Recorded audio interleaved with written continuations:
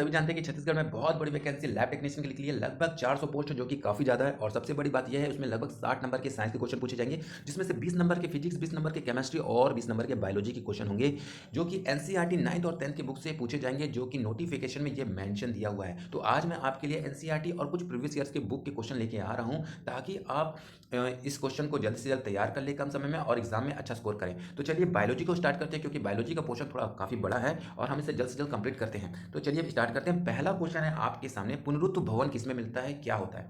ए cockroach में मिलता है, बी खरगोश में, सी मक्खी में, या डी प्लानेरिया में? जल्दी बताइए। तो दोस्तों इसका सही जवाब है प्लान एरिया। जो पुनरुत्व भवन मिलता है वो प्लान एरिया में मिलता है। चलिए अब जान लेते हैं कि पुनरुत्व भवन होता क्या है। तो दोस्तों पुनरुत्व भवन, कॉकरोच क्या होता है कि वो अंडे से अंडे देता है और अंडे से वो अपने बच्चे को जन्म देता है। जबकि खरगोश क्या होता है, खरगोश पूर्ण विकसित बच्चे को जन्म देता है। मक्खी भी अंडे देती है और अंडे से अपने बच्चे को जन्म देती है। जबकि जो प्लान एरिया होता है दोस्तों, प्लान एरिया बिल्कुल ऐसा नहीं करता।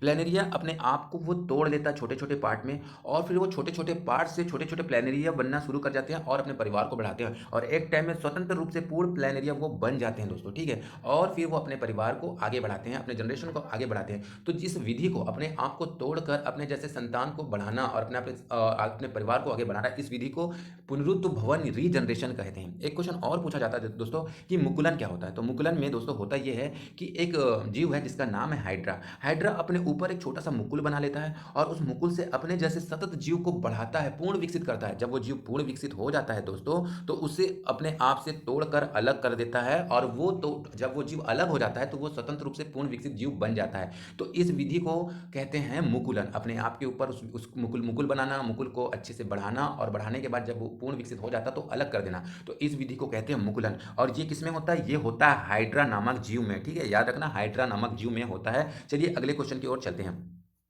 अगला क्वेश्चन है दोस्तों कि जो रेनिंग का स्राव करने वाला अंग कौन सा है? जल्दी से बताइए। ए यकृत, बी आमाशय, सी वृक्क, या उपयुक्त में से कोई नहीं रेनिंग।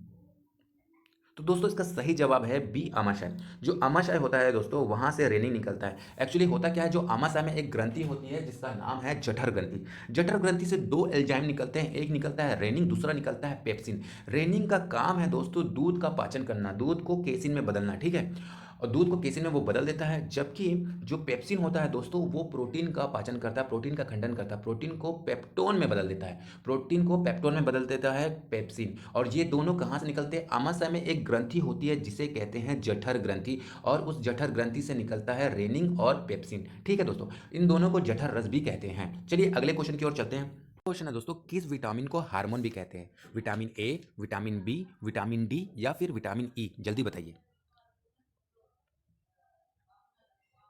तो दोस्तों इसका सही जवाब है विटामिन डी। विटामिन डी को हार्मोन भी कहते हैं। मनुष्य विटामिन डी को सूर्य के प्रकाश से मिलता है, सूर्य के प्रकाश से ग्रहण करता है। सूर्य के प्रकाश में बहुत मात्रा में विटामिन डी होते हैं, जिससे मनुष्य प्राप्त करता है। और जबकि मछलियों की यकृत में विटामिन डी पाया जाता है। अभी एक क्वेश्चन आया था कि विटामिन, कौन सा विटामिन मनुष्य के मूत्र में मिलता है, तो वो भी विटामिन डी है, ठीक है। मनुष्य के मूत्र में भी विटामिन डी पाया जाता है। चलिए अगले क्वेश्चन की ओर चलते हैं। अगला क्वेश्चन है दोस्तों, आहार नाल के किस भाग में प्रोटीन्स अमीनो अम्ल में निम्नीकरण होता है? मतलब आहार नाल के किस भाग में प्रोटीन का अमीनो अम्ल में निम्नीकरण होता है? ऑप्शन है छोटी आंत, कोनल, स्टोमक, या फिर सिकम।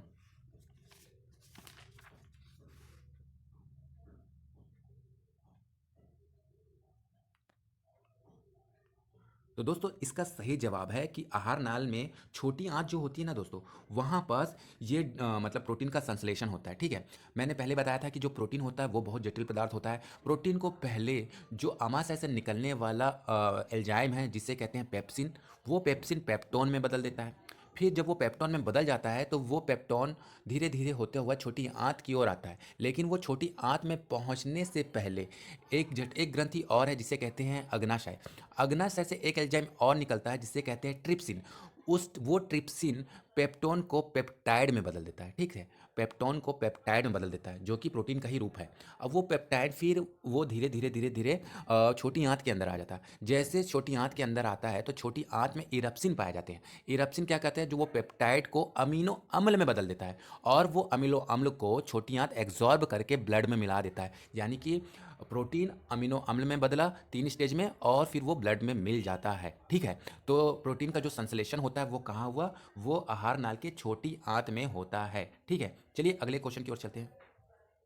तो दोस्तों अगला क्वेश्चन है, निम्नलिखित में से कौन सा प्रोटीन दूध का प्रोटीन है। ठीक है, निम्नलिखित में से कौन सा दूध का प्रोटीन है, लैक्टोजन, मायोसिन, केसिन या रेनिन। चलिए जल्दी से बताइए। तो दोस्तों इसका सही जवाब है सी, केसिन। जो केसिन होता है दोस्तों, उसे दूध का प्रोटीन कहते हैं, और ये बनता कब है, जब हम दूध पीते हैं दोस्तों, तो आमाशय के जठर ग्रंथि से 2 एंजाइम निकलते हैं, रेनिन और पेप्सिन।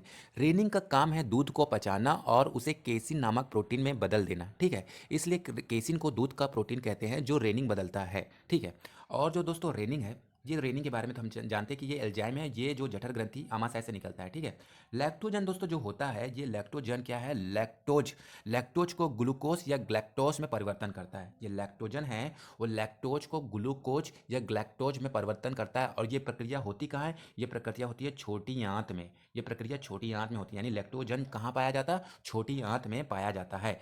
समझ गए हैं। चलिए अगले क्वेश्चन की ओर चलते हैं। क्वेश्चन है, निम्नलिखित में किसके संश्लेषण के लिए क्रिस्टॉल की आवश्यकता नहीं होती। क्रिस्टॉल की जरूरत नहीं होती किसके संश्लेषण के लिए। ठीक है, ए हो गया इंसुलिन, बी हो गया एस्ट्राडियोल, सी हो गया ग्लाइकोजेन, या डी उपयुक्त में सभी। जल्दी से बताइए। तो दोस्तों इसका सही जवाब है बी, एस्ट्राडियोल। जो एस्ट्राडियोल होता है दोस्तों, इसके संश्लेषण के लिए क्रिस्टॉल की जरूरत हमें नहीं पड़ती है।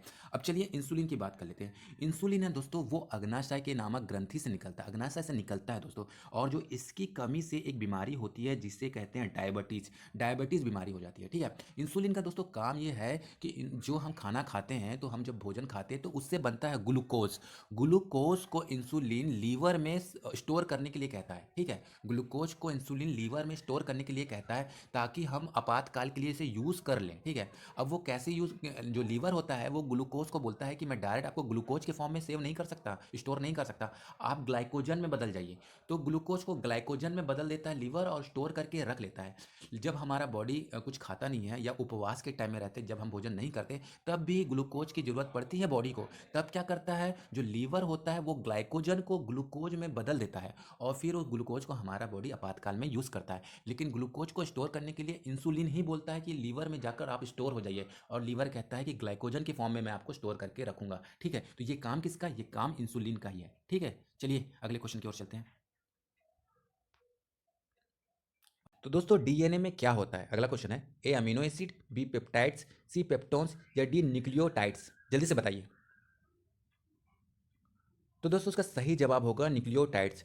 डीएनए में न्यूक्लियोटाइड्स होता है। ठीक है, अब चलिए जान लेते हैं अमीनो एसिड के बारे में। तो जानते हैं कि अमीनो एसिड 20 प्रकार के अमीनो एसिड से मिलकर प्रोटीन बनता है। ठीक है, एक प्रोटीन का निर्माण 20 प्रकार के अमीनो एसिड से मिलकर बनता है। ठीक है दोस्तों, जो पेप्टोन्स होता है दोस्तों, और जो पेप्टाइड्स होता है, जो पेप्टोन्स और जो पेप्टाइड्स अग्नाशय के रसधानी से निकलती है। पेप्टोन्स और पेप्टाइड्स अग्नाशय के रसधानी से निकलने वाले एल्जाइम हैं। ठीक है दोस्तों, चलिए अगले क्वेश्चन की ओर चलते हैं।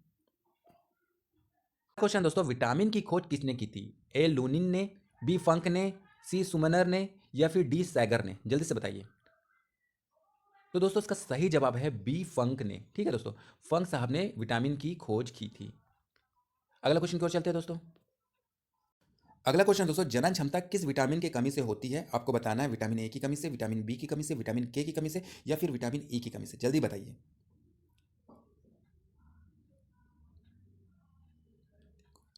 तो दोस्तों इसका सही जवाब है विटामिन ए की कमी से। विटामिन ए की कमी से पुरुषों में और महिलाओं में जनन क्षमता में कमी पाई जाती है, ये देखा गया है। इसकी कमी से होने वाली बीमारी है वो जनन क्षमता में कमी होती है। ठीक है दोस्तों, जो विटामिन बी होता है और जो विटामिन सी होता है, ये जल में घुलनशील है। ठीक है, जबकि जो vitamin A, D, C, D, E और के, विटामिन ए, बी, ई और के, ये वसा में घुलनशील है। याद रखिएगा, ये वसा में घुलनशील है। कौन कौन सा विटामिन, विटामिन ए, डी, ई, के। ठीक है दोस्तों, विटामिन जो के होता है दोस्तों, उसे कहते हैं फिलोक्लोनिन। फिलो क्लोनिंग कहा जाता है दोस्तों। ये कहाँ से मिलता है? ये हरी सब्जी, पत्तेदार टमाटर इत्यादि से पाए जाते हैं। इसकी अगर ये विटामिन अगर कमी है किसी की बॉडी में तो उसका ब्लड क्लॉटिंग नहीं होगा, उसके ब्लड में थक्का बिल्कुल भी नहीं बनेगा। क्या होता है जब किसी को कुछ कट जाता है और उसको विटामिन के की कमी होती है तो उसका जो ब्लड होता है वो कंटिन्यू निकलता रहता है, क्योंकि ब्लड एक ना एक टाइम आके तो जमना शुरू हो जाता है बाहर से। लेकिन अगर विटामिन के की कमी है तो आपको वो ब्लड रुकेगा नहीं, वो कंटिन्यू बहता रहेगा किस विटामिन के की कमी से। इसलिए विटामिन के को रहना बॉडी में बहुत जरूरी होता है और इसे फिलोक्लिनिन कहा जाता है। ठीक हो, चलिए अब विटामिन डी को जान लेते हैं। विटामिन जो डी होता है दोस्तों उसे कैल्सीफिरॉल कहते हैं। इसकी कमी से एक बीमारी होती है बच्चों में जिसे रिकेट्स कहते हैं दोस्तों, बहुत खतरनाक बीमारी होती है रिकेट्स जो बच्चों में होती है, किसकी कमी से? विटामिन डी की कमी से। और जो विटामिन ए होता है दोस्तों उसे रेटिनॉल कहते हैं। ठीक है दोस्तों, विटामिन ए को रेटिनॉल कहते हैं। और विटामिन जो सी होता है दोस्तों उसको हम कहते हैं स्कॉर्बिक एसिड। स्कॉर्बिक एसिड, इसके कारण एक बीमारी होती है दोस्तों, अगर इसकी कमी है, विटामिन सी की कमी है तो इसके स्कर्वी नामक एक रोग हो जाता है। चलिए अगले क्वेश्चन की ओर चलते हैं। पित्त का मुख्य कार्य क्या है? ठीक है, पित्त का मुख्य कार्य क्या है आपको ये बताना है। वसा का एंजाइम द्वारा पाचन करना, उत्सर्जित पदार्थों का निवारण करना, प्रोटीन का पाचन या नियंत्रित करना, या फिर पाचन तथा संश्लेषण हेतु वसा का एमल्सिफिकेशन करना। जल्दी बताइए।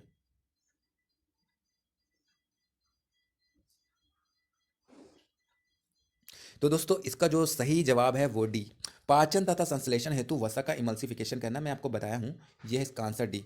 दोस्तों जो पीत है वो बनता है यकृत में, ठीक है, लीवर में बनता है, लेकिन जो वो स्टोर होता है वो पित्ताशय में, गाल ब्लैडर में स्टोर होता है।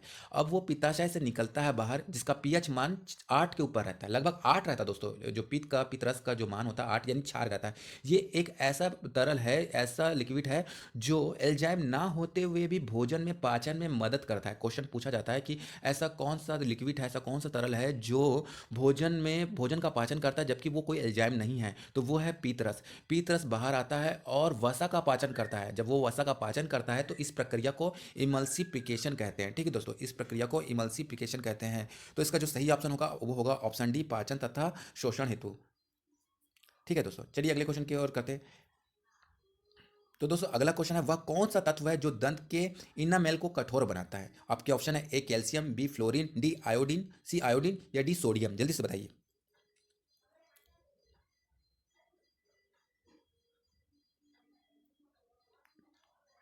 तो दोस्तों इसका सही जवाब है फ्लोरीन। फ्लोरीन जो होता है दोस्तों, जो दांत होता है उसके जो इनामेल है, इनामेल को कठोर कर देता है, इनामेल को मजबूत बनाता है। ठीक है दोस्तों, अब जो इनामेल होता है दोस्तों वो क्या होता है, वो टॉप का सतह होता है। जो दांत होता है वो दांत के टॉप के सतह रहता है, ठीक है, उसको वो कठोर बना देता है।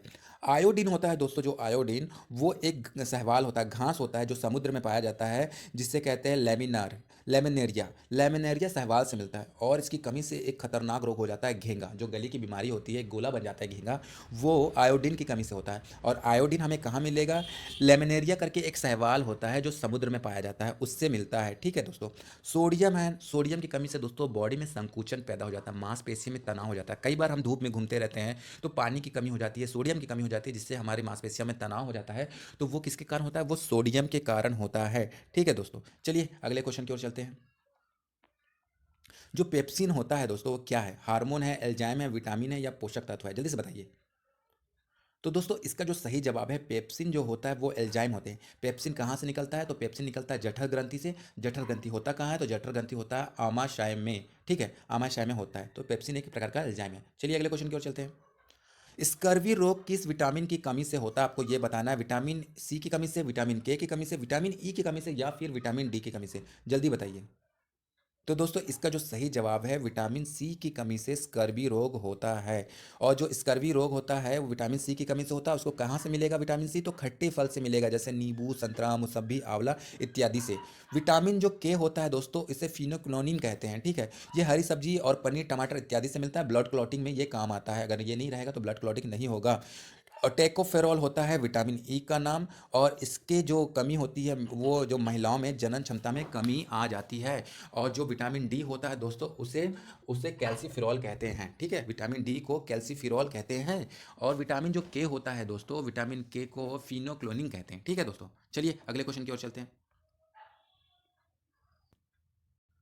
अगला क्वेश्चन दोस्तों, स्टार्च से क्या संबंधित है? ए ग्लूकोज, बी फ्रैक्टोज, सी सुक्रोज, या डी गैलेक्टोज? जल्दी बताइए। तो दोस्तों इसका सही जवाब है ए ग्लूकोज, स्टार्च जो है वो ग्लूकोज से संबंधित है, ठीक है दोस्तों, ग्लूकोज से संबंधित है। जो फ्रैक्टोज होता है दोस्तों, जो फ्रैक्टोज होता है वो प्राकृतिक रूप से सबसे मीठा पदार्थ होता है। जो फ्रैक्टोज होता है वो प्राकृतिक रूप से सबसे मीठा पदार्थ होता है। और ये मिलता कहाँ है? ये मिलता है आपको शहद में, शहद, शहद में ये मिलता है, ठीक है। ये प्राकृतिक रूप से सबसे मीठा पदार्थ होता है, कौन? फ्रैक्टोज। लेकिन पूछा जाएगा कि कृत्रिम रूप से सबसे मीठा पदार्थ कौन सा है, तो वो होता है सैक्रिन। सैक्रिन का यूज़ दोस्तों मिठाई बनाने वाले कंपनी में किया जाता है। जैसे मिठाई आप बना रहे हो, गुलाब जामुन बना रहे हो या कोई भी स्वीट्स बना रहे हो, तब उसमें ढेर सारी शक्कर तो यूज़ कर नहीं सकते, तो आप थोड़ी सी सैक्रिन को यूज़ करोगे तो वो खूब मीठा कर देगा। तो कृत्रिम रूप से जो केमिकल हम मिलाते हैं उससे कहते हैं सैक्रिन, क्योंकि वो उसको मनुष्य द्वारा बनाया गया है। वो कृत्रिम रूप से सबसे मीठा पदार्थ होता है, ठीक है दोस्तों। और प्राकृतिक रूप से कौन होता है? तो प्राकृतिक रूप से फ्रैक्टोज होता है, फ्रैक्टोज। जबकि जो ग्लैक्टोज होता है दोस्तों, वो ग्लैक्टोज कार्बोहाइड्रेट का सबसे सरल अवस्था होता है। जो कार्बोहाइड्रेट होता है उसका सबसे सरल अवस्था क्या है? वो होता है ग्लैक्टोज, होता है ग्लैक्टोज, ठीक है दोस्तों। चलिए अगले क्वेश्चन की ओर चलते हैं। क्वेश्चन है दोस्तों कि जो बेरी बेरी रोग है वो किस विटामिन की कमी से होता है? ऑप्शन है vitamin A, vitamin B1, vitamin C या विटामिन B12। जल्दी बताइए। तो इसका सही जवाब है विटामिन B1। विटामिन B1 की कमी से एक रोग होता है जिसे बेरी बेरी रोग कहते हैं। विटामिन B1 का जो नाम है दोस्तों उसे थायमीन कहते हैं। ये मिलेगा कहाँ से? तो ये मिलता है चावल से, फल से, अंडा से, मांस से, दूध से, सोयाबीन से और जो अंकुरित अनाज होते हैं ना उससे मिलता है। विटामिन ए का नाम है रेटिनॉल, ठीक है दोस्तों। जो विटामिन ए होता है उसका जो नाम है वो होता है रेटिनॉल। जो विटामिन ए भरपूर मात्रा में गाजर में पाया जाता है, ठीक है। और पूछा जाता है कि जो विटामिन ए है वो सबसे ज़्यादा कहाँ हमारे बॉडी में सेव रहता है, उपस्थित होता है? तो लीवर में। विटामिन ए हमारे बॉडी के लीवर में उपस्थित रहता है। इसकी कमी से एक बीमारी हो जाती है, बीमारी वो उसको कहते हैं रतौंधी, ठीक है, नाइट ब्लाइंडनेस। नाइट जो ब्लाइंडनेस होता है दोस्तों, इसमें रात के समय मनुष्य दूर तक का नहीं देख पाता। किसकी कमी से होता है? वो विटामिन ए की कमी से होता है। विटामिन सी को हम स्कॉर्बिक एसिड भी कहते हैं। इसकी कमी से जो बीमारी होती है इसको बोलते हैं स्कर्वी रोग। ये मिलेगा कहाँ? तो ये खट्टे रसदार फल में मिलते हैं, जैसे कि नींबू हो गया, संतरा हो गया, टमाटर हो गया, आंवला हो गया, इससे जो मिलते हैं। ये ही एक ऐसा मतलब आपका वो है, मतलब ये एक ऐसा मतलब विटामिन है जिसे गर्म करते हैं ना तो ये नष्ट हो जाता है। विटामिन सी को अगर आप गर्म कर दिए, आप थोड़ा सा भी गर्म कर दोगे तो ये नष्ट हो जाएगा। इसलिए कहते हैं कि जो फल वगैरह उसको डायरेक्ट खा लो, गर्म करने की जरूरत नहीं। कई लोग क्या करते हैं, जूस को हल्का सा गर्म कर लेते हैं, तो ये गलत है। विटामिन सी लेना है तो आप डायरेक्ट इसको ले लो, इसे गर्म करेंगे तो ये नष्ट हो जाएगा। विटामिन B12 होता है ना दोस्तों, ये साइनोकोबालिन इसका रासायनिक नाम होता है, साइनोकोबालिन। ये जो होता है कोबाल्ट धातु इसमें पाया जाता है, ठीक है दोस्तों। इसका काम क्या है? ये प्रोटीन के संश्लेषण में कहीं ना कहीं काम आता है। कौन? Vitamin B12। और ये मिलेगा कहाँ से? मांस कलेजी से मिलेगा। ये क्या करता है? ये शरीर में ब्लड को मतलब ब्लड की कमी को पूरा करता है। शरीर में रक्त को ब्लड की कमी में इसका पाया जाता है। अगर इसकी कमी हो जाती है तो ब्लड में थोड़ी सी कमी पाई जाती है। समुद्र में भी इसको पाया जाता है, समुद्र के जो जल है उसमें विटामिन B12 को पाया जाता है, ठीक है दोस्तों। चलिए अगले मिलते हैं अगले वीडियो में। वीडियो अच्छा लगा तो वीडियो को लाइक कीजिए, चैनल को सब्सक्राइब कर लीजिए। Thank you for watching.